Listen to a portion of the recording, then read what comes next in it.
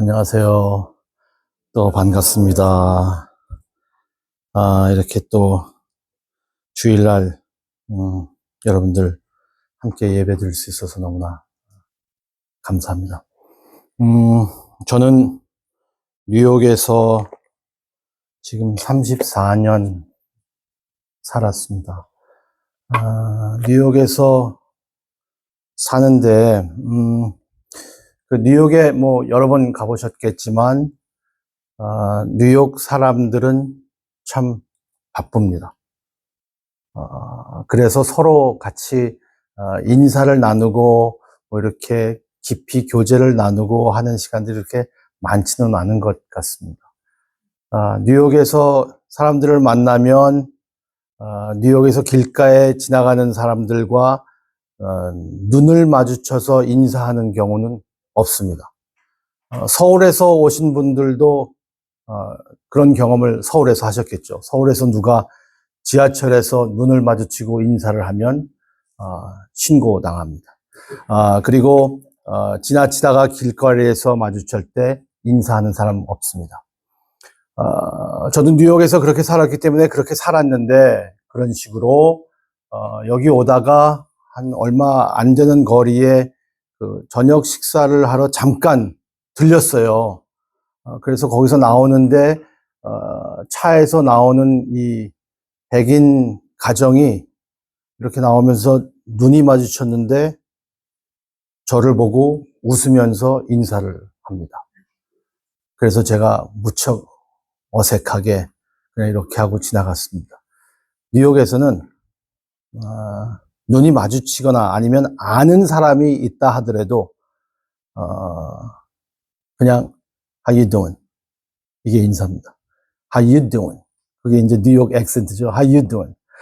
How you doing? 그 인사를 하는 것은 정말 궁금해서 How you doing 하는 게 아니에요. How are you? 뭐 이렇게 인사를 하면은 대답을 하려고 하면 그 사람은 이미 지나가 버렸습니다. 한국에서 영어를 배우신 분들이면 How are you? 그러면은 Fine, thank you, and you 해야 되거든요. Fine, thank you, and you 하려고 하는데 그 사람 벌써 지나가 버리는 거예요. 미국에서는, 특히 뉴욕에서는 How you doing? 그러면 그냥 지나가는 거예요. 사실 관심이 없어요. 정말 어떻게 지내는지.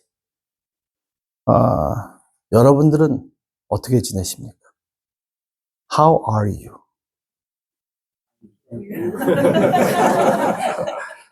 정말 fine, thank you입니까?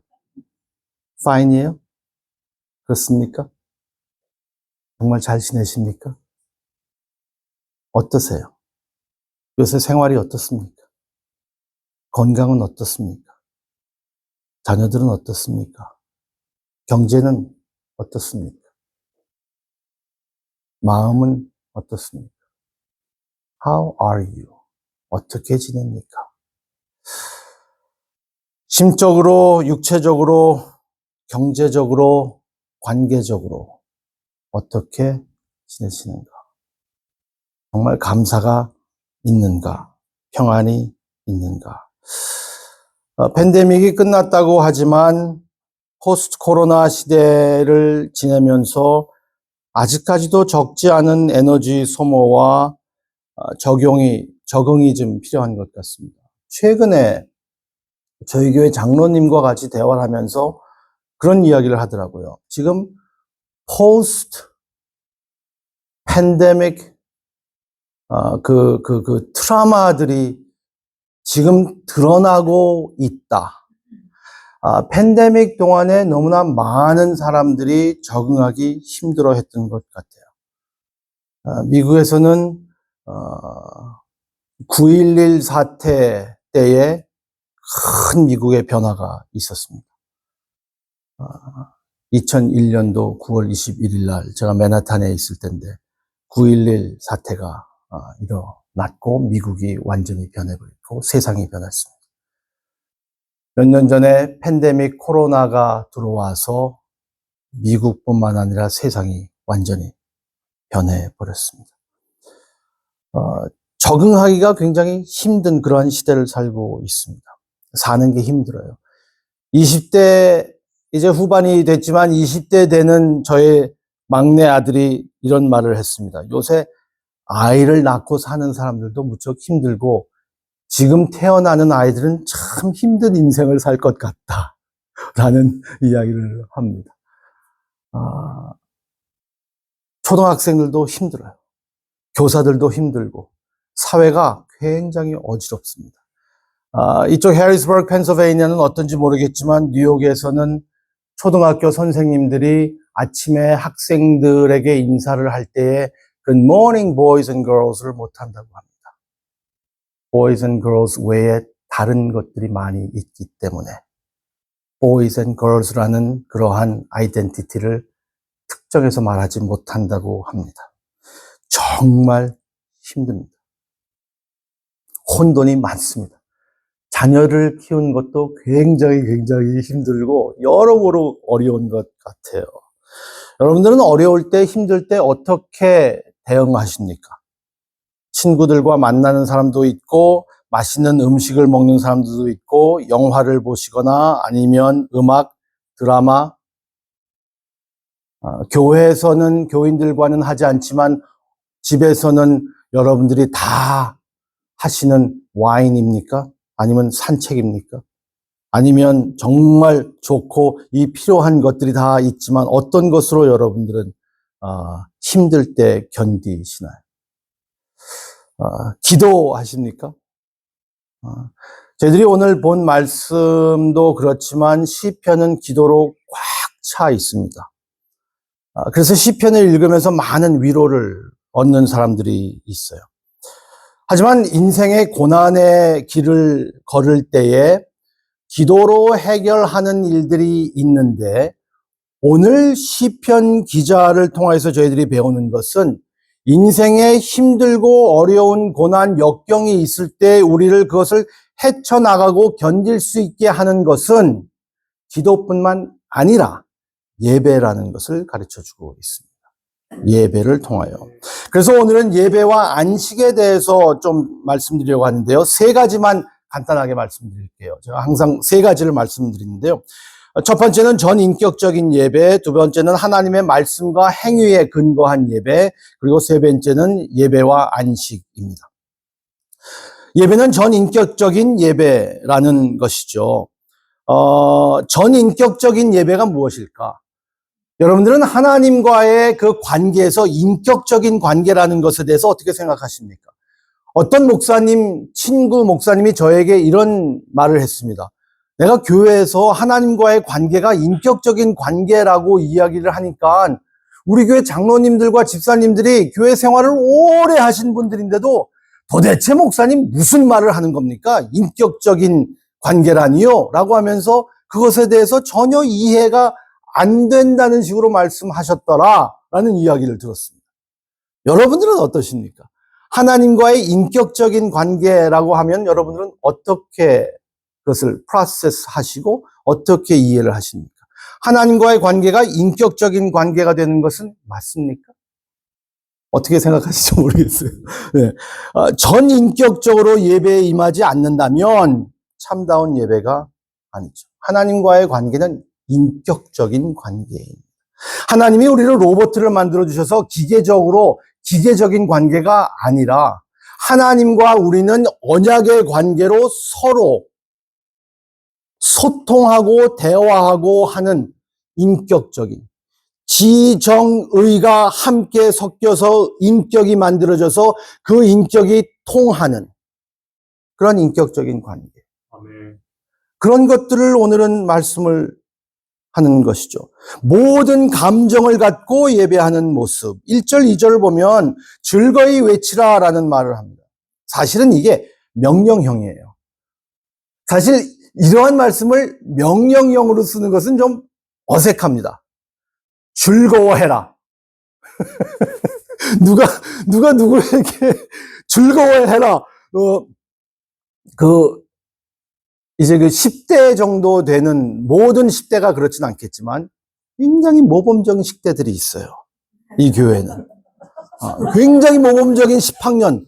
얼마나 모범적인 10학년들이 이 교회는 있는지 몰라요. 그런데 다 이렇지는 않아요. 10대들이랑 이렇게 저도 10대 자녀들이 이제 있을 때에 베케이션을 가고 그러면 얘네들을 위해서 하는 거예요. 저 좋다고 그렇게 무슨 뭐 어디 보여주고 그리고 운전을 해서 식당에 가서 네? 비록 all you can eat 좀 저렴한 곳을 찾아가긴 하지만 그래도 맛있어 하고 그리고 즐거워해야 되는데 인상을 팍 쓰고 있으면 제가 그런 말을 하고 싶어요. 즐거워해라. 명령형으로. 그런 관계일까? 하나님께서 여기서 예배에 대해서 즐거이 외치라라는 말을 즐거이 외치라. 명령으로 이야기하는데 이 의미를 잘 이해해야 합니다. 8절의 말씀처럼 8절에 그런 말씀이 있는데요. 무리바에서 같이 또 광야의 마사에서 지냈던 날과 같이 너희 마음을 완악하게 하지 말지어다. 마음이 너무나 완악해져 있기 때문에 주님의 아름다움을 보고도 움직이지 않는다면 우리는 참다운 예배를 하는 것이 아니라는 말씀이시죠. 감정은 어떻게 만들어질 수 있을까? 우리가 감정을 만들어내서 즐거워할 수 있을까? 나 즐거워해야지. 즐거워해야지. 맞아. 내가 즐거워해야 돼. 제가 좋아하는 것을 만들어낼 수 있습니까? 만들어낼 수 없어요. 그렇다면 감정은 어떻게 따라올 수 있을까? 감정은 지식에서 따라옵니다.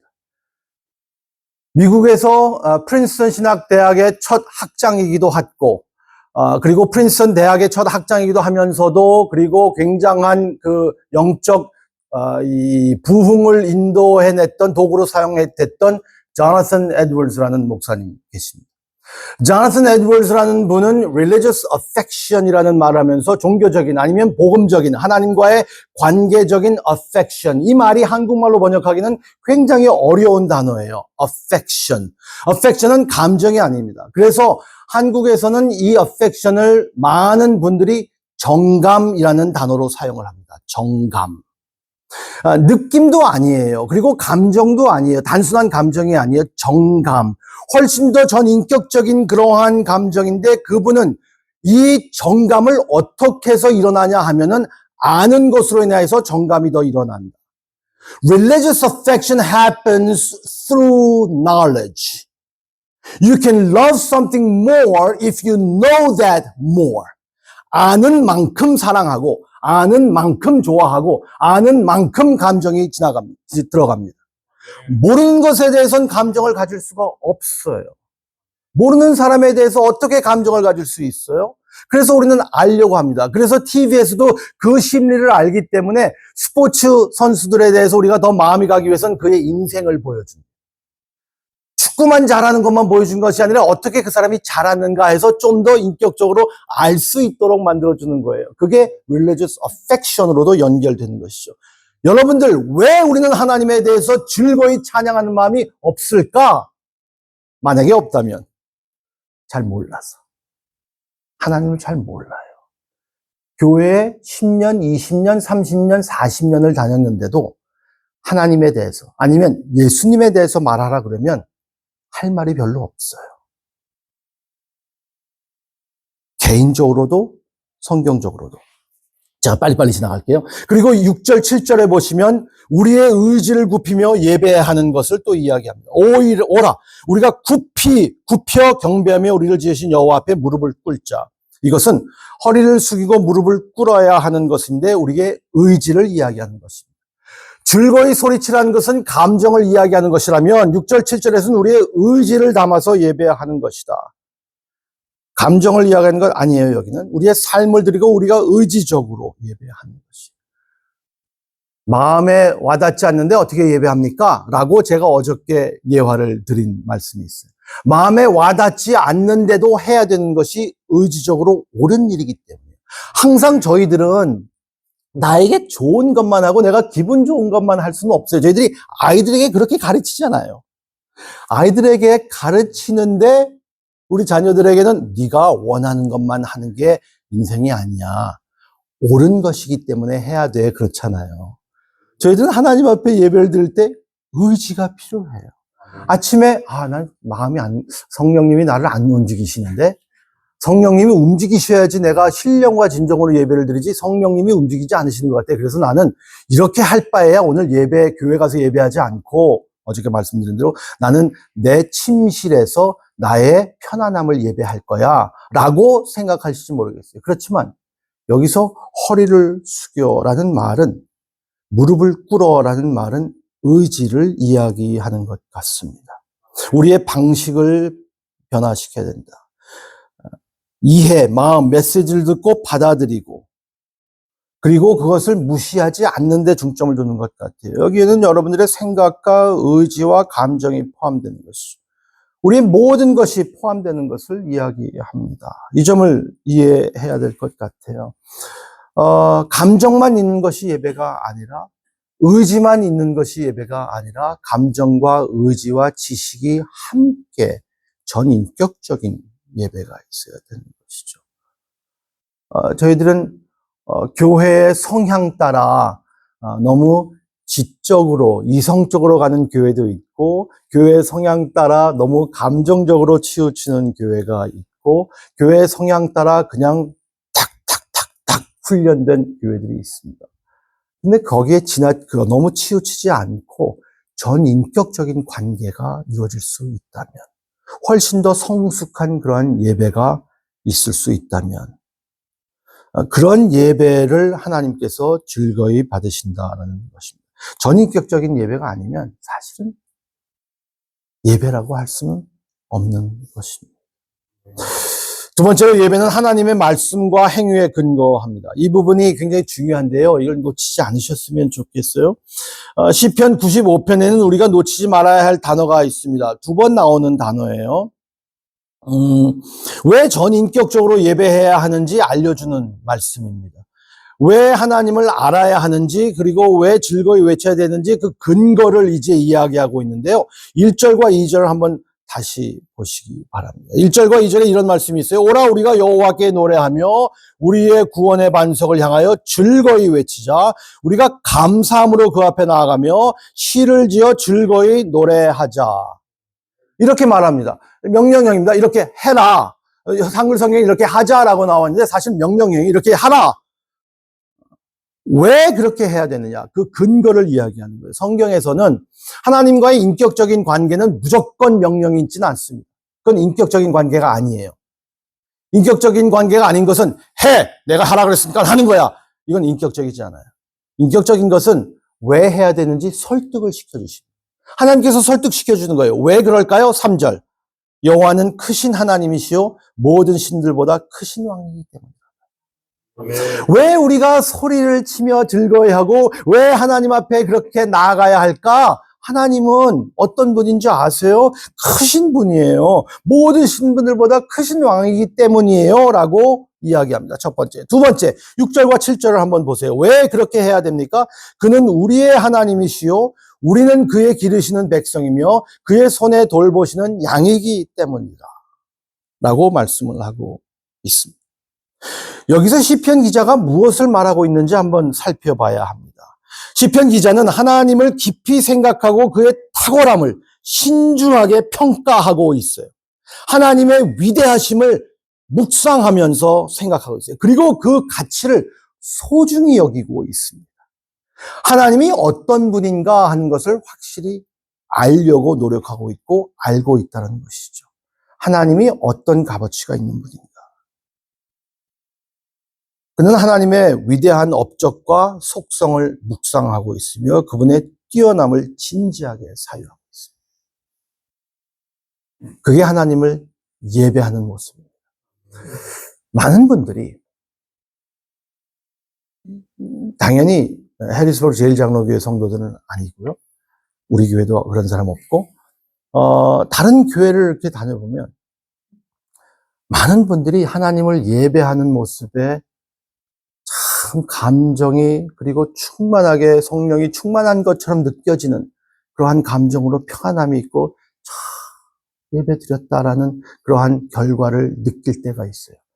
그때 보면 하나님을 찬양하고 하나님을 예배하는 자기 모습이 너무나 사랑스러워. 자기에게 감동을 받는 사람들이 얼마나 많은지 모릅니다. 하나님을 예배하는 그 모습에 감동을 받아요. 하나님을 찬양하는 그 모습에 감동을 받고 하나님을 예배하는 그 행위에 감동을 받아요. 제가 젊은 청년들에게 이런 조언을 많이 주죠. 사랑에 빠지는 사람들이 있다면 정말 그 사람을 사랑하는 건지 그 사람을 사랑하는 내 모습을 사랑하는 건지 잘 알아야 된다. 그런 말씀 많이 하잖아요. 왜냐하면 사랑하는 그 행위가 좋아요. 사랑 그 자체가 좋은 거지 그 사람을 사랑하는지 잘 몰라요. 이게 인격적인 사랑이잖아요. 우리가 하나님 앞에 예배 드릴 때에 하나님이 어떤 분이신가 하는 것에 대해서 초점을 맞추는 것이 아니라 하나님을 예배했더니 마음이 편안해졌어. 근데 하나님이 어떤 분이신데 그건 잘 몰라. 하나님에 대해서 알려고 하지 마. 하나님은 크신 분이야. 하나님에 대해서 알려고 하지 말고 그냥 하나님을 믿으면 그리고 하나님을 예배하면 마음이 평안해져. 일이 잘 풀려. 일주일 동안 별 해가 없어. 근데 예배 안 하면 해가 생길 수도 있어. 예배해야 되는 거야. 왜요? 하나님이 어떤 분인가 하는 초점 없이 시편 기자가 어떻게 예배하는지 보세요. 하나님을 왜 즐거워하고 하나님을 왜 찬양하고 하는지. 하나님은 위대한 분이시다. 우리가 오늘 찬양한 것처럼. 오늘 이 예배를 지금까지 쭉 보면서요. 찬양과 장로님의 기도와 그리고 이런 이 순서들 보면서 이게 설교 이 복음의 드라마예요. 이 내용들을 여러분들 이 녹화가 됐으면 잘 들으세요. 오늘 찬양도 가사들도 그렇고 너무나 이 복음의 이 드라마예요. 이게 저희들이 하나님을 기억하게 하는 겁니다. 하나님께 최고의 가치를 부여하는 것이. 십계명도 그렇습니다. 십계명이 인생의 측면을 포괄하면서 저희들에게 어떻게 살아야 할 것인가를 보여주고 있는 것인데 십계명에서는 가장 기본적인 계명이 첫 번째와 두 번째 계명이잖아요. 하나님께서 주시는 말씀이 뭡니까? 너는 다른 것이 아니라 나를 예배해야 된다는 말이에요. 거기서부터 시작합니다. 하나님께서 우리에게 주시는 말씀. 너의 예배에 의해서 다른 일들이 일어나는 거예요. 그래서 마르틴 루터가 이렇게 말했습니다. 10계명에서 1, 2계명을 어기지 않는 한 3계명에서 10계명은 어기지 않습니다. 1, 2계명이 무너지면 다 무너집니다. 왜 가늠할까? 하나님보다 더 사랑하는 것이 있기 때문에. 왜 살인할까? 하나님보다 사랑하고 하나님보다 더 중요하게 여기는 것이 있기 때문에 저희들은 그 길로 가는 겁니다. 왜 도둑질할까? 하나님보다 더 귀하게 여기는 것이 있기 때문에. 나의 인격과 그리고 나의 명예를 팔아서도 그리고 그것을 감춰서라도 무엇인가를 얻기를 원하는 겁니다.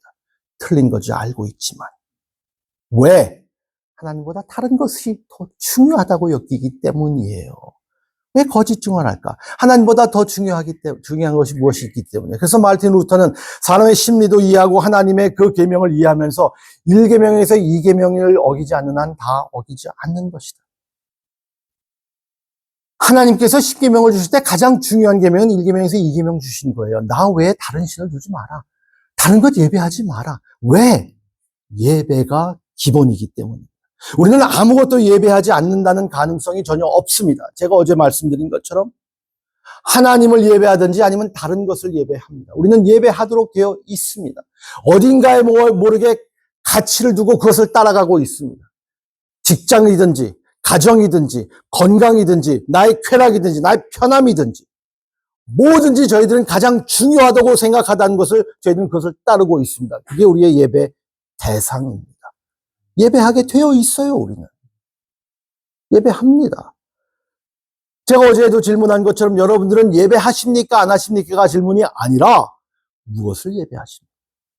여러분들은 어디에 기뻐이 즐거 외치고 계십니까?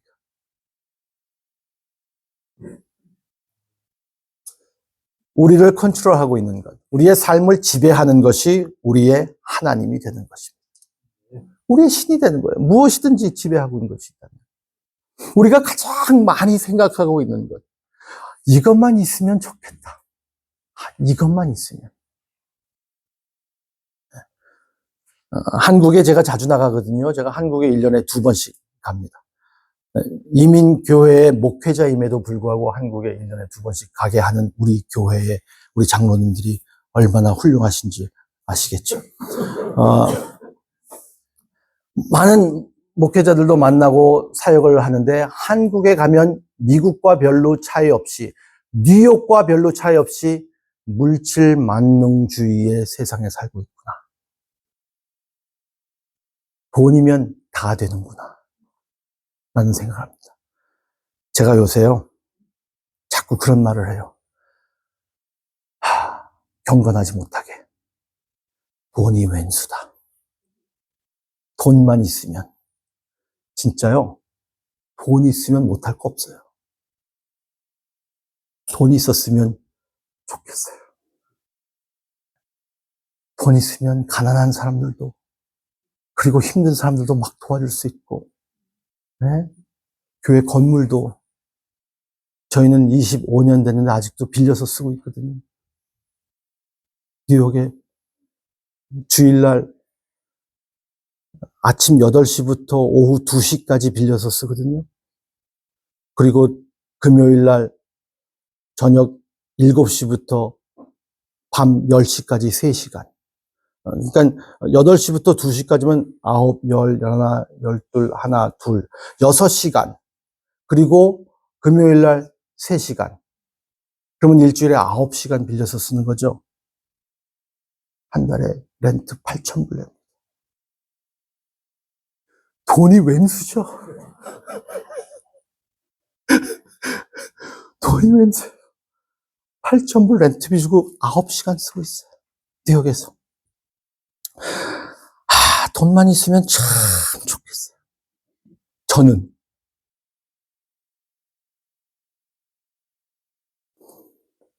뭘 제일 많이 생각하는가? 여러분들은 뭐만 있었으면 좋겠다라고 생각하십니까? 다른 사람들에게 인정받기 원하는 것? 하여튼 우리를 통제하는 무엇이 있습니다. 그것이 우리의 삶의 주인이 되는 겁니다. 언제 힘들어할까? 왜 이렇게 힘들까? 내가 가장 원하는 것이 없다고 생각할 때 괴롭습니다. 이것만 있으면 좋겠는데 라고 생각하는 것이 없어지면 그때 힘든 거예요. 내가 이것만 있었으면 좋겠는데. 제가 요새 또 간증을 하나 한다. 이 수련회 가면 간증을 많이 하게 돼요. 우리 교회에서는 이런 얘기 하나도 안 하는데. 제가 60이 넘어가면서 건강이 전 같지가 않아요. 제가 굉장히 튼튼한 사람인데 허리도 그렇고 아내도 그렇고 이 외모는 40대 중반 같지만 이 아내는 아멘 할렐루야. 네. 아내는 정말 많이 다릅니다. 그래서 무척 힘든 시기들을 지낼 때 있어요. 제가 굉장히 긍정적인 사람인데 그리고 낙천적인 사람인데 다운되는 것을 경험합니다. 내가 내 건강과 내 힘을 그리고 나의 빠릿빠릿함을 무척 의지하고 살았구나 라는 것을 요새 느낍니다. 여러분들은 무엇이 여러분들을 지배하고 있으며 무엇이 없어지고 연약해질 때 낙심이 되고 힘들어집니까? 돈, 건강, 전에처럼 빠릿빠릿했던 머리, 아니면 인맥? 무엇이든지 우리를 지배하는 것은 우리의 신입니다. 우상입니다. 어떤 사람은 사랑에 대해서 걱정하는데 돈에 대해서는 신경 안 써요. 이해 못해요. 어떤 사람은 돈에 대해서 걱정하는데 사랑에 대해서는 신경 안 써요. 어떤 사람들은 아무것도 신경 안 쓰고 그냥 편안하면 되는 사람. 그냥 편안하면 되지. 그냥 편안하게 살자. 어떤 사람들은 그래도 뭔가 있어야 된다고 생각하는 사람들마다 다 달라요.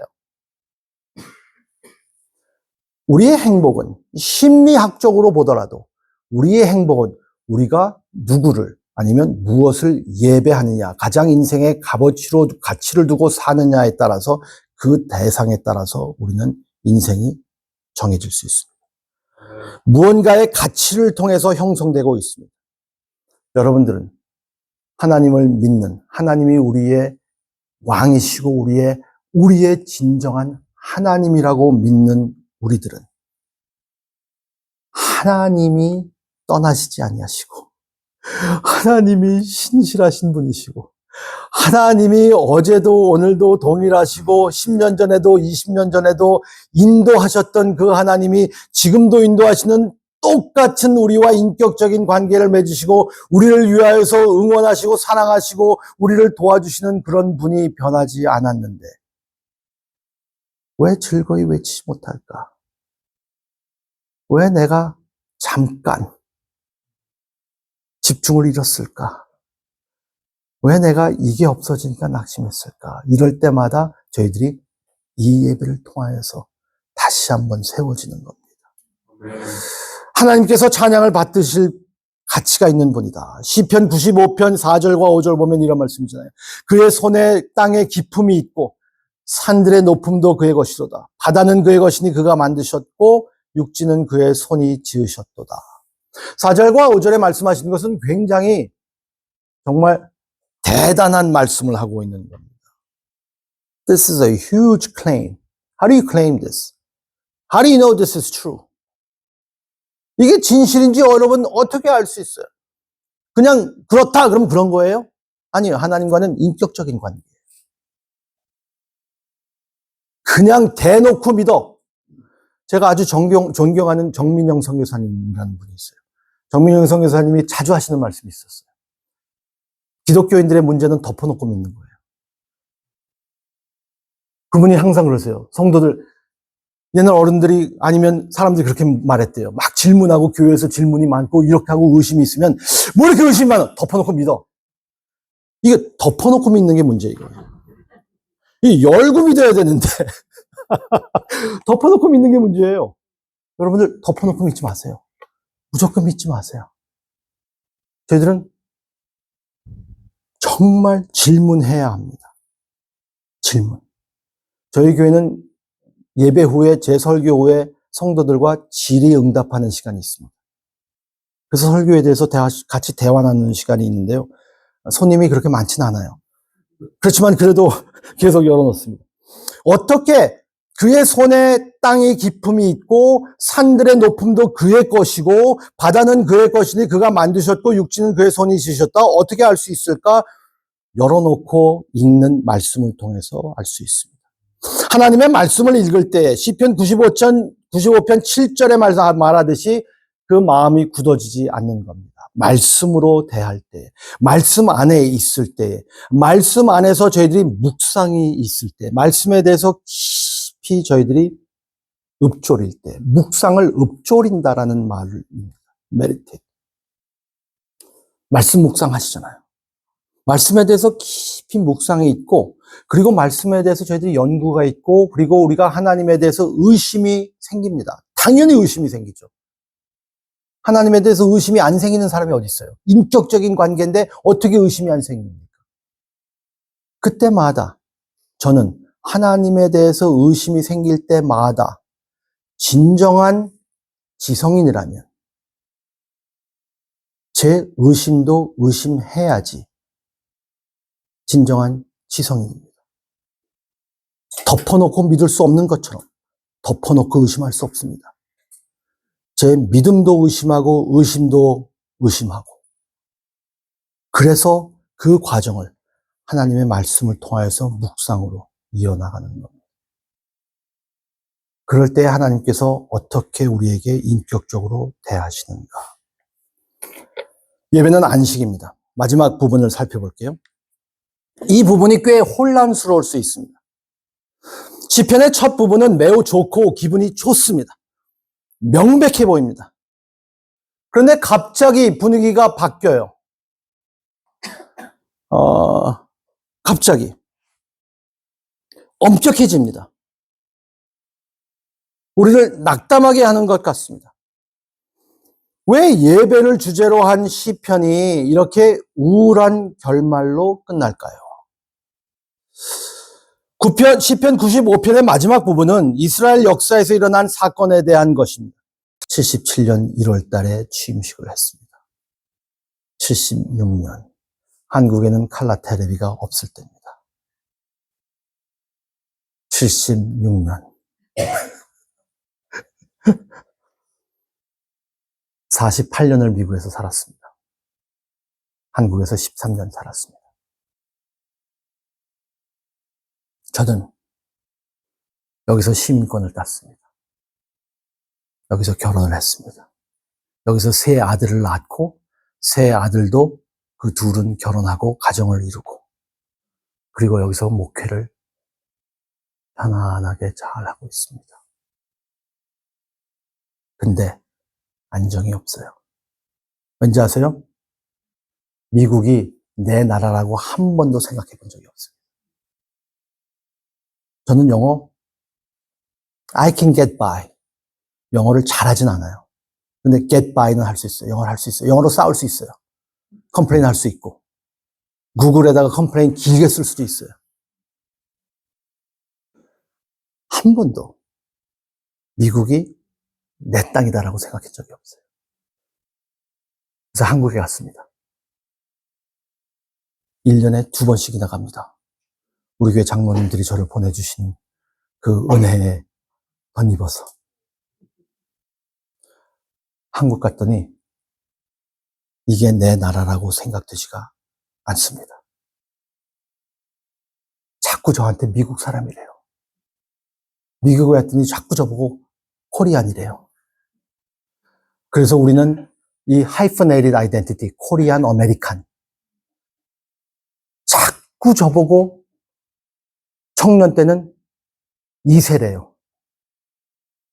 2세들 사이에서 목회하니까 자꾸 저보고 1세래요. 그래서 점을 만들어 놓은 1.5세가 됐어요. 아니 평생 이것도 아니고 저것도 아니에요. 그래서 저는 차라리 1세였으면 좋겠어요.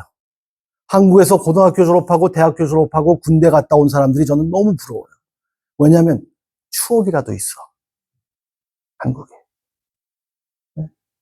제가 종로 거리를 걸어 다닐 때 추억이 없어요. 추억이 없어요. 남의 나라예요. 미국에서도 없어요. 고향이 없어요. 저만 그렇지 않아요. 우리 다 그래요. 우리는 고향이 없어요. 우리가 이민자 생활이에요, 이게. 네. 우리 참 힘든 사람들입니다. 그렇다고 자기 연민에 빠져서 아이고 이 세상 뭐 이럴 수도 없고 이스라엘 백성들을 우리는 이해할 수 있다는 거죠. 우리는 이해해요. 야 정말 내 고향 내 땅으로 갔으면 좋겠다. 이 특정한 장소 이 사람들이 이야기하는 무리바와 맞사 출애굽기 17장에 나오는 이 사건 하나님의 말씀을 듣지 않았기 때문에 약속의 땅에서 휴식을 얻는 것이 지연됐던 사건이었었습니다. 그리고 히브리서 4장에서는 이스라엘 백성들이 무리바에서 왜 이렇게 지연됐는가 그리고 왜 이렇게 힘들었는가 하는 것을 하나님의 말씀을 듣지 않았다고 해서 설명을 그렇게 합니다. 그로 인해서 이들은 휴식을 얻지 못했어요. 계속해서 짐을 가지고 살아야 했었습니다. 히브리서 기자가 이것을 해석하는 것은 이것입니다. 다윗 시편 95편에 예배자들에게 여호수아가 하나님의 그 사람들에게 약속의 땅에 들어가게 했을 때에도 하나님의 안식을 하나님이 주시는 안식의 휴일을 놓치지 말라라고 경고합니다. 안식을 놓치지 마라. 히브리서 기자에서도. 육체적인 안식이 아니라 영원한 안식을 가리키는 안식입니다. 저희들이 육체적인 안식을 원하는 이유는 영원한 안식이 있기 때문입니다. 영적 휴식을 놓칠 수 있습니다. 영적 휴식은 무엇일까? 우리들이 그렇게 바라는 영적 휴식이 무엇일까요? Rest, Sabbath. 다 이루어진 그 휴식, 쉼, 그것이 무엇일까요? 하나님께서 6일 동안 천지를 창조하시고 7일째 쉬셨던 것처럼 그게 바로 복음을 이야기하고 있는 겁니다. 영적 행위에서 그리고 우리의 실적 행위에서 쉬는 겁니다. 인생이 내 손에 달려있지 않다. 내가 모든 것을 할 수 있는 것이 아니다. 나는 인간이다. 나는 사람이다. 사람이 사람다워야 돼요. 근데 이 시대의 문제는 사람이 사람답게 하는 것을 막고 있습니다. 초자연적인 인간을 만들어내려고 해요. 사람은 사람입니다. 사람은 로봇가 아닙니다. 여러분, 너무나 당연한 말씀이지만 제가 꼭 드릴게요. 여러분들은 사람이어야 합니다. 인간이어야 합니다. 가장 인간다운 모습은 가장 하나님 앞에 연약한 모습입니다. 그리고 그것을 받아들여 줄 수 있는 모습이에요. 저는 가장 성숙한 신앙인의 모습이 가장 인간다운 모습이라고 생각합니다. 겸손을 연습하는 교회, 겸손을 행하는 교회.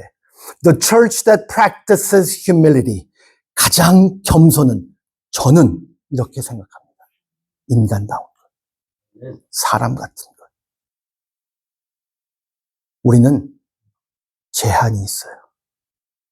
우리는 다 할 수 없어요. 힘들면 쉬어야 돼요. 멈춰야 됩니다. 앉아야 합니다. 제가 빈혈증이 있어서 한국에서도 이렇게 다니다가 쓰러질 것 같고 막 돌아서 한국은 그게 좋아요. 또 병원에 금방 찾아갈 수 있어요. 보험이 없는데도. 그때 그 의사 선생님이 저에게 하신 말씀이 있어요. 어지러움이 올 때에 버티지 마세요. 앉으세요. 저는 거기서 복음을 찾았습니다. 우리는 버티려고 그래요. 뻗당기려고 그래요. 해내려고 해요. 여러분, 인간이에요. 사람입니다. 사람은 한계가 있습니다. 그 한계가 넘어가면 고장나요.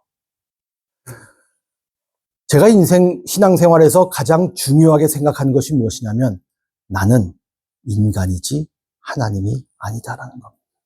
아멘. 자녀도 통제 못해요. 여러분들의 감정도 통제 못해요. 여러분들의 행위도 통제 못해요. 근데 남을 통제하려고 그래요? 교회를 통제하려고 그래요? 다른 사람들의 관계를 통제하려고 그래요? 다른 사람들이 무엇을 하려고 하는 것을 통제하려고 해요? 여러분, 인간입니다. 사람입니다. 사람은 하나님 앞에 가장 겸손한 모습으로 있는 겁니다. 이제 은혜의 말씀을 들으시기 바랍니다. 은혜의 말씀 드리고 마칠 거예요. 안식의 말씀입니다. 이게 바로 복음이에요. 예수님은 우리를 위하여서 이 땅에 오셨습니다. 완전한 삶을 사시고 우리를 위해서 십자가의 죽음을 택했습니다. 그분의 완전한 삶을 통하여서 우리들의 삶이 완전한 삶으로 인정받는 겁니다. 하나님께서 여러분들을 하나님의 사람으로 인정하시는 근거는 누가 대신 완전히 살아주셨기 때문에 그 완전함이 전가되어서 여러분들도 완전한 사람처럼 하나님이 받아주신다는 것이 복음의 이야기입니다. 우리가 어떻게 하나님 앞에 나갈 수 있습니까? 어떻게 우리가 하나님 앞에 완전하게 설 수 있습니까? 천국에 잘못된 것들이, 죄인들이 갈 수 있습니까? 아니에요. 우리는 어떻게 지금이라도 하나님 앞에 설 때 완전한 사람으로 받아들여 주실까? 하나님이. 왜? 그리스도와 연합되었기 때문이 아닙니까? 그분이 죄의 형벌을 받으셨습니다. 그분이 모든 것을 잃었습니다. 무거운 짐을 지고 수고와 고난을 당하셨습니다. 그렇기 때문에 그분은 당당하게, 따뜻하게 수고하고 무거운 짐 진 자들아, 내게로 오라.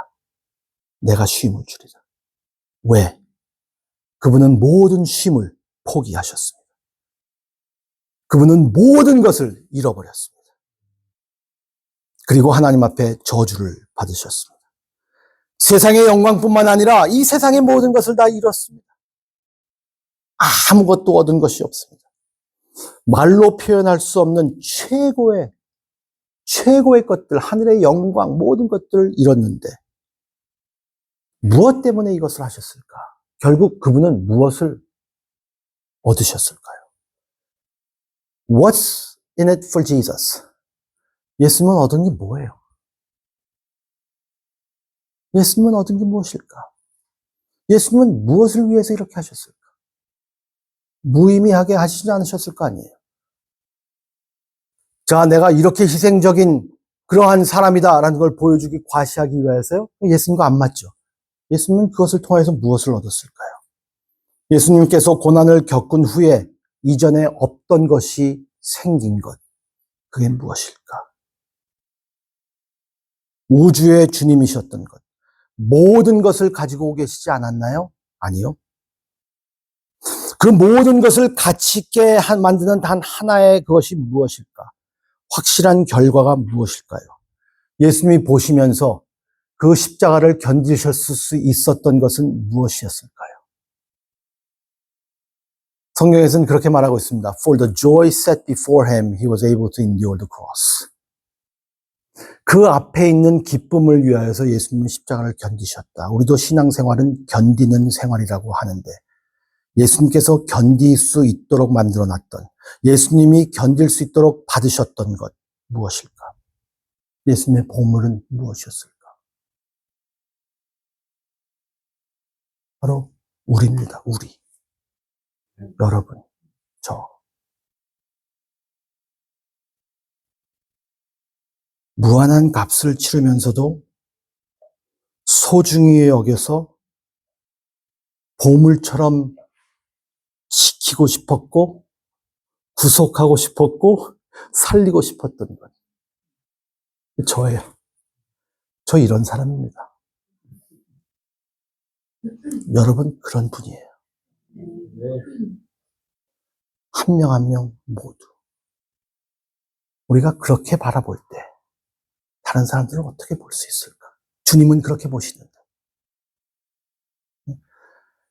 할아버지 할머니가 손자를 보는 모습처럼 그것보다 더 사랑스러운 모습으로 우리를 바라보시고 계신다면 하나님의 보물이라는 것을 깨닫게 된다면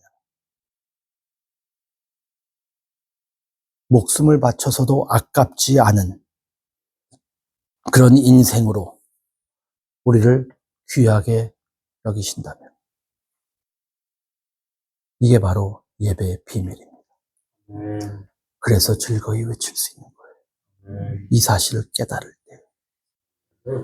이 예배의 비밀을 알게 되면 우리의 삶이 바뀝니다. 궁극적인 휴식은 바로 복음을 믿는 겁니다. 복음. 복음을 믿으면 하나님과 다른 사람들을 감동시키기 위한 노력에서 벗어나게 됩니다. 더 이상 내 자신을 스스로 증명할 필요가 없습니다.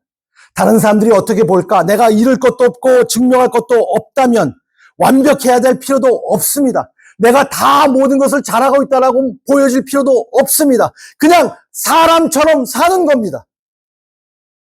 그런 문화가 교회에 있다면 여러분들의 교회도 우리 교회처럼 저 목사 그냥 사람이야. 저 장로 사람이야. 저 집사 사람이야. 저 성도 사람이야. 근데 하나님께서 끊임없이 그다지도 사랑해서 예수 그리스도를 십자가에 죽이기까지 사랑한 그 사람. 그 사람이에요. 그래서 우리가 증명할 필요가 없는 거예요. 복음은 그 모든 힘든 노력을 끝냅니다. 복음은 여러분들에게 완전한 휴식을 제공합니다. 주님은 이미 여러분을 사랑하셨어요. 그리스도 안에서 여러분을 받아들이십니다. 그게 신앙생활이에요. 그걸 믿는 게. 근데 그게 믿어지지가 않는 게 문제예요. 믿어지지가 않아요. 자꾸만. 왜냐하면 자꾸 증명하려고 그래.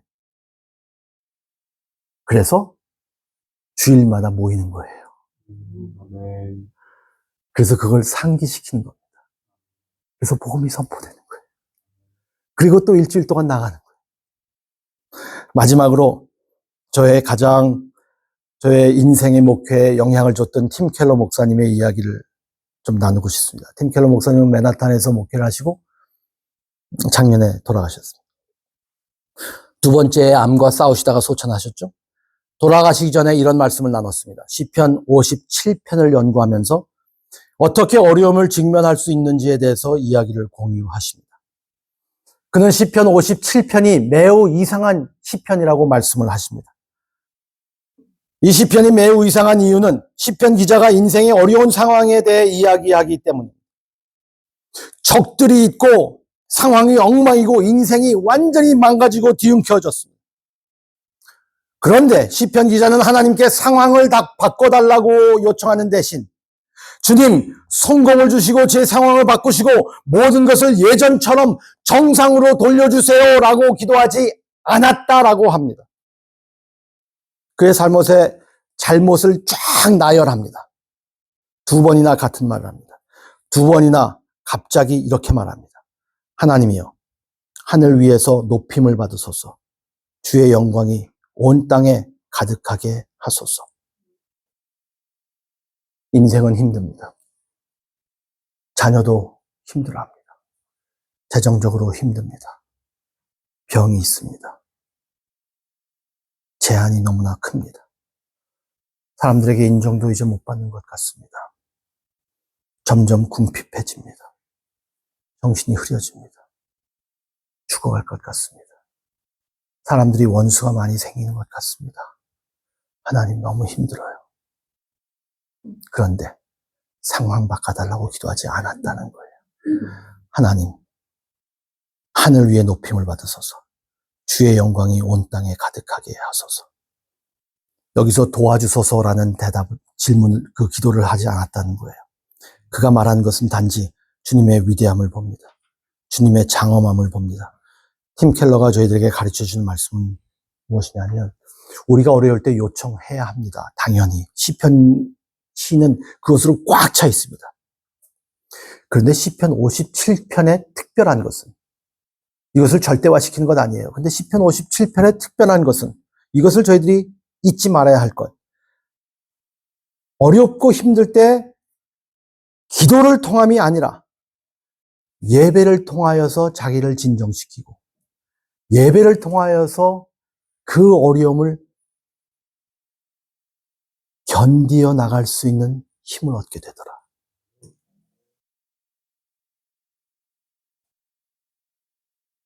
내가 편하기 위해서 예배하는 것은 아닙니다. 하지만 저희들이 어렵고 힘들고 너무나 휴식이 필요할 때에 시편 57편, 시편 95편을 통해서 저희들이 배울 수 있는 것은 예배를 통하여 하나님께서 휴식을 주신다. 예배를 통하여 우리에게 견디는 힘을 갖게 하신다. 그래서 예배가 중요한 것 같아요. 그래서 여러분들도 그렇게 예배하는 공동체가 됐으면 좋겠습니다. 하나님 아버지, 오늘도 좀 긴 시간으로 말씀을 공부했지만 하나님을 예배하는 것이 얼마나 중요한 것이고 하나님을 대상으로 예배하는 것이 인생의 가장 큰 목적이고 또 가장 큰 선물이라는 것을 다시 한번 기억할 수 있도록 하여 주시기를 원합니다. 하나님,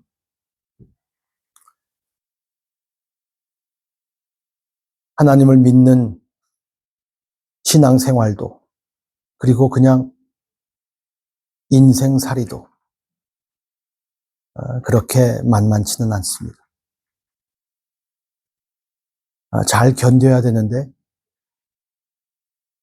이렇게 잘 견딜 수 있는 힘을 오늘 말씀을 통하여서 예배를 통한 쉼을 저희들이 배웠습니다. 하나님, 우리의 안식 되시는, 우리의 평안이 되시는, 우리의 쉼 되시는 우리 예수 그리스도를 바라볼 수 있도록 하여 주시고 수고하고 무거운 짐진 자들아 다 내게로 오라.